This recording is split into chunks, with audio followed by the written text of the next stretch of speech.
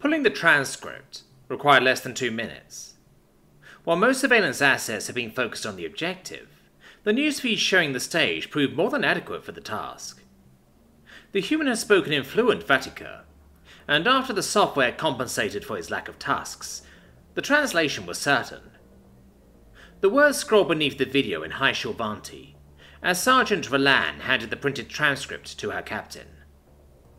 Captain Satar sent the transcript back to Lamana Davari. The entire process had taken perhaps 3 minutes, from start to finish. It wasn't a long transcript. Deep within the bunker, the pair ran another status check, with the 2 pods working surveillance in the amphitheatre. With Tage's portion unquestionably over, the head administrator called for the crowd to come outside for the evening and meet the faculty on the green, where drinks would be served. More than a few lingered to take pictures as Admiral Tager was carried off the stage, but after the prior hour in the overcrowded setting, most were easily tempted to depart. As the bulk of the crowd drifted out of the theatre, Sergeant Rallan pulled footage from the long-range cameras over to the primary screen. Satar watched the feeds as Pod 2 redeployed to keep the objective in sight, while Pod 1 tended to their assumed roles, and she let out a sigh of relief she hadn't known she'd been holding. Events had come so very close to shattering the mission, and she resolved to commend the teams working the shift. Sometimes restraint was its own reward. Tonight, it averted a disaster. Minutes passed as all feeds showed no threat, and Satar scrunched down in her chair. The sooner the families left, and the campus achieved a working perimeter, the happier she would be. It was a moment of blissful quiet, broken only by the soft background hum of electronics. Satar rubbed her temple and closed her eyes. "So, why do you think he said that, Captain?"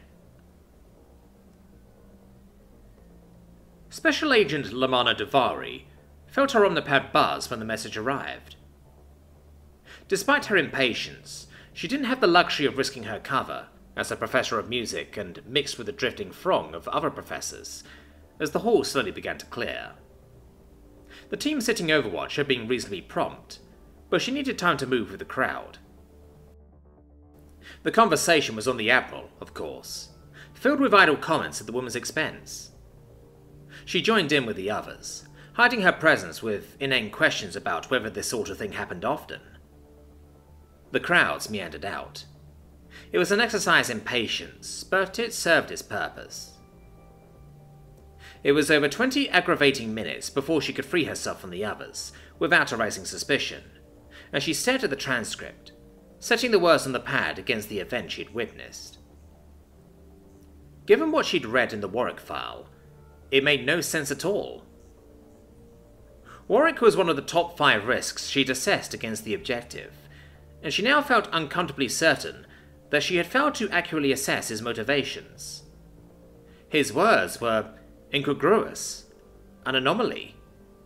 It left a sickly feeling, like her first time walking on ice, and she didn't like it. Under normal circumstances, she'd just bring Warwick in for questioning, but destroying her cover on the first day of the mission created an unacceptable risk against any possible explanation.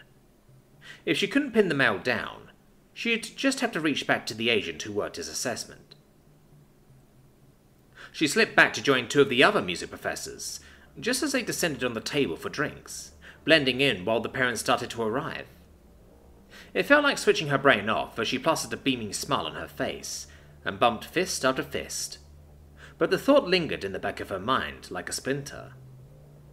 Why would a human say something like that? Ganya Sasano moved like a Protha. Just as Protha glided atop the lakes around the campus, she directed what needed to be accomplished and moved without visible effort. Everything that needed to be done got done. Outwardly, Ganya Sasano remained a picture of serenity that others needed to see. Sometimes, it was just the small lies that helped the big lies come to be. Tonight, the big lie was that everything was just fine. If watching Admiral Tejo faint dead away flustered her in the least, it never showed to the audience. After waving in some of the staff to collect the Admiral, she had carefully steered Warwick back to Mivere, holding the pair close as the hall began to empty. She graciously smiled at some of the nobles, who lingered at the edge of the stage, and indulgently nodded to the faculty as they bustled out of the theatre. As the crowd began to wane, it looked perfectly natural as she waved over Felicity Markeith, her secretary Pelly, and together they suddenly closed ranks to walk Tom Warwick out of the hall. Yes, Ganya Sasano moved like a Protha. Protha glided atop the lakes around the campus in a picture of serenity, while just below the surface of the water, their feet paddled like mad. Ganya ran the situation through her mind a 6th time, and was working toward a 7th by the time they neared the green. The promise of free drinks had set families out of the hall rather more leisurely than the faculty, and their absence had given her the time and space she needed to think. The hall had been filled beyond expectation, making the room stuffy. The heat from the bright overheads illuminating the stage made the situation worse. The Admiral was in her full dress uniform, and in her enthusiasm, she had spoken for substantially longer than anyone expected. Under the circumstances, it was perfectly understandable for anyone to faint. It was Ganya's lie, and she had every intention of sticking to it with grim determination. That didn't mean she was accepting it herself, and before reaching the milling throng, she artfully paused and turned back to her little party, for all the world looking as if she were being detained by her staff. Resolving this came first, and with luck, the delay might help her avoid most of the alumni. Now then, we're all going to stay here for a moment and talk like we're having a wonderful time, because of course we are. Professor Warwick? Tom didn't look like he was being led to the gallows. If anything, the male was gazing back with a bligh of serenity that matched her own, and she was torn between annoyance at his cheek and pleasure that he wasn't distraught. If Warwick was able to carry through with meeting the parents, then it would just be a matter of editing the footage for this year's record. The day had certainly gone well, and salvaging the evening would be within her reach. Warwick glanced up at her, the picture of innocence. Yes, Head Administrator? Ganya frowned, looking down at him, and pursed her lips. Professor Warwick, I was out of earshot when the Admiral's unfortunate episode occurred. Warwick seemed to brighten somewhat. I see, Head Administrator. Cheeky it was, then. Ganya arched a brow and was gratified when Warwick's picture of innocence developed a crack. You presented the Admiral with her award, Professor Warwick. Just as instructed, Head Administrator. Ah, and you greeted the Admiral, Professor Warwick. Yes, Head Administrator. From the Academy and my personal greetings, just as you asked. Quite, nodded Ganya, and she considered the scene. I noticed that you only had a moment to speak with the Admiral. Might I ask what your personal greetings were, Professor Warwick? Of course, Head Administrator. I introduced myself and where I was from. Tom ducked his head a moment, wearing an expression of thoughtful candour before he answered. Then I told her I forgive her. Ganya felt her mouth start to fall open, but quickly snapped it shut. Felicity didn't quite manage. Mivere and Pelly wore bewildered expressions that seemed to match what Ganya felt. Pasting an agreeable smile back on her features, she waved to a passing knot of parents. You said you forgave her? Tom cocked his head, but there was no trace of confusion in his voice. I said, I forgive you, and she passed out on the spot. I didn't miss that part, she said primly. So you met one of the admirals that occupied your world, caused you no end of personal distress, and the only thing you had to say was that you forgave her. I hope you don't mind my asking why, because there are people who will certainly be asking me.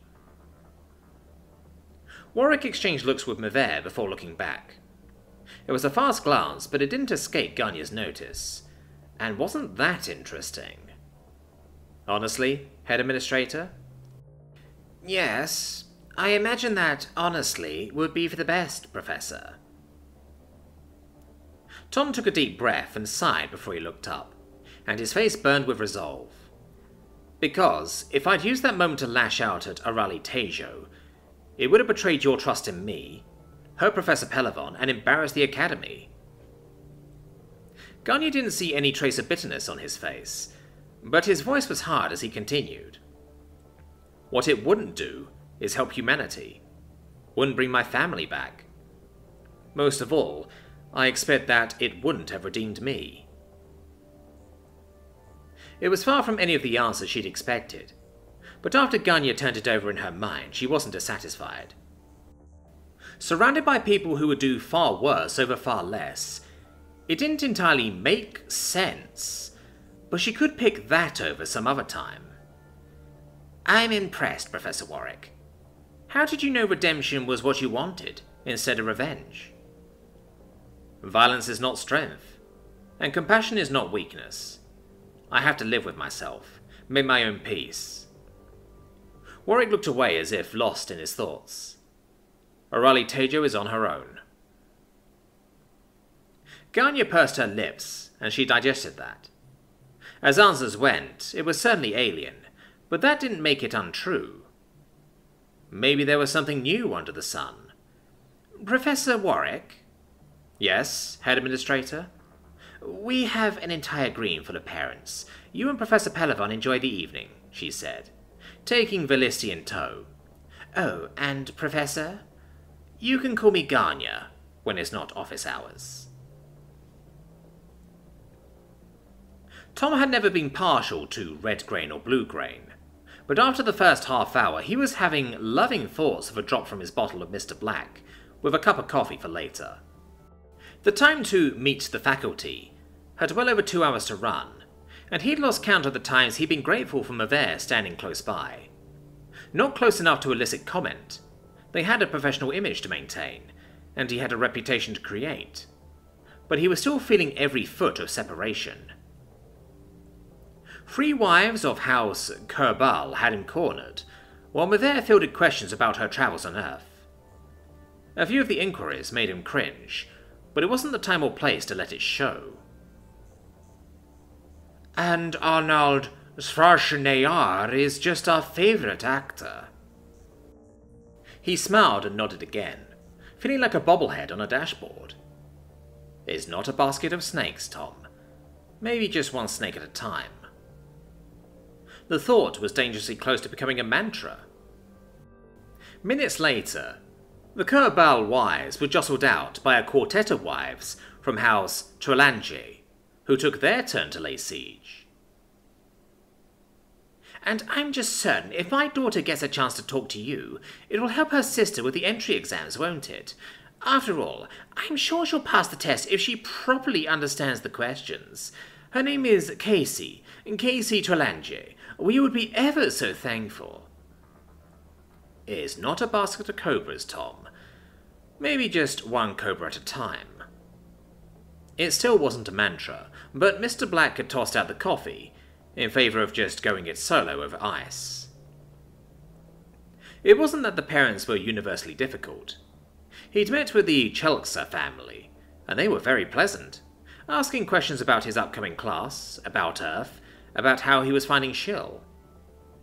They seemed genuinely interested in what he had to say, and refreshingly, their hopes for their daughter didn't sound like pushing the girl into a beauty contest with dueling pistols at 20 paces. It just seemed the higher the rank, the thinner those sorts of parents were on the ground. Families like the Chelksas were the exception, and when it came to the cream of the nobility, it seemed that the pushy pushed. The Trelanges were on the verge of being replaced, and Tom begged off to freshen his drink while Mavere took over. It gave him a few minutes' respite, and he swerved through the crowd over toward a table serving ice water, instead of the perennial favourites. The prospective glass of Mr. Black snorted dismissively toward the table, offering red grain and blue grain. Ice in the glass was becoming optional. All right, so you knew the Academy is competitive, you knew these people don't fool around when it comes to providing a good education, but these nobles...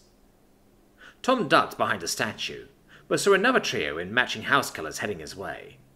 These nobles like the way they're made, and some of the ones on top would stand on anyone else to get what they want. It was one thing to suspect there was a very polite war going on somewhere, but seeing the houses go at one another all around him felt like being dropped in the centre of a minefield without a map. It's not a basket of cobras, just one cobra at a time. Images of Indiana Jones dropping into the tomb flashed across his mind, and he dodged behind the table serving something, well, probably something edible. The trio split up, and the difference in pace was giving them a comfortable lead. The odds were good for intercepting him before he could reach Mivere, and the gap was narrowing fast. Alright, it's a fucking tomb full of goddamn cobras. Professor Warwick, there you are. Please join me, won't you? The last cavalry charge on Earth took place in 1942, and it was the end of an era. But as Ganya Sasano slipped deftly in beside Tom, he wouldn't have traded her for an army of Polish winged hussars. I just wanted to check on you, Professor. You seem to be doing very well. Waving over to Mivere with a cordial air, Ganya guided him out past the trio, shattering their formation and sending the foe into confusion. Tom followed obediently. Hussars for the win. In the back of his mind, the bottle of Mr. Black shouted defiance and gave the trio the finger. You know, Professor, this is my 23rd preterm meeting with the parents. I didn't care for the first one, and they certainly haven't improved since. But they are necessary. I expect that's true, Head Administrator. I hope I'm not giving any other impression. No, you're doing admirably, I must say. No pun intended. Ganya quirked a smile that left Tom a little unsure about that, as she rounded to face him. Now, you see that woman over there with the red and silver sash? Her name is Mephisti Rache, and during these events she is also a necessary evil. Right now she's in a riptide and sinking fast, after taking so much credit for the Admiral coming, but I expect some time spent visibly with you will be an absolute lifeline. Ganya nodded over towards the woman and waved. So, I'll make you a bargain. If you spend 20 minutes with me making her look good, I'll get you a Mivere out of here. How does that sound? Tom looked over at the woman across the green. She seemed to be trying to get a couple's attention and was losing badly. It might have been unjust after the unfortunate difficulty earlier, but he still considered Ganya's offer carefully to look for any razor blades hidden in the cotton candy. Just 20? I'm sure a nice picture together and a few flattering words might suffice. There will be 2 or 3 houses all around us just as soon as we stop. 20 minutes of you next to her should be adequate damage control. 20 minutes? Ganya nodded indulgently. 20 visible minutes, Professor. After running a quick threat assessment, Tom sighed and nodded his surrender. Head Administrator? Ganya raised her hand and gave an elegant wave across the green, while gesturing at Tom. Yes, Professor. There are days when redemption is overrated. Clark Gulton wasn't a happy woman. She graduated first in her class in media studies, with dreams of making it big. First in her class should have mattered. It ought to have mattered. She'd had visions of being posted to Dirt or one of the other major wars for a few years. Maybe working her way into correspondence upon one of the more exciting border wars from there. Dreamed of finding the story that would make her career. Alright, so she managed a staff posting on Shill. First in her class was good enough for that. Maybe working her way into the society pages? Central editing wasn't interested. Perhaps sports coverage, getting her face on screen? Central editing didn't think it was a good fit. Estates and gardens, covering the most prominent social events around the capital. Central editing thought that might be a good goal. Someday. Clark Gulton barely reached 5'9". She was slimly built, and her bust wasn't much to look at compared with the other girls on the staff.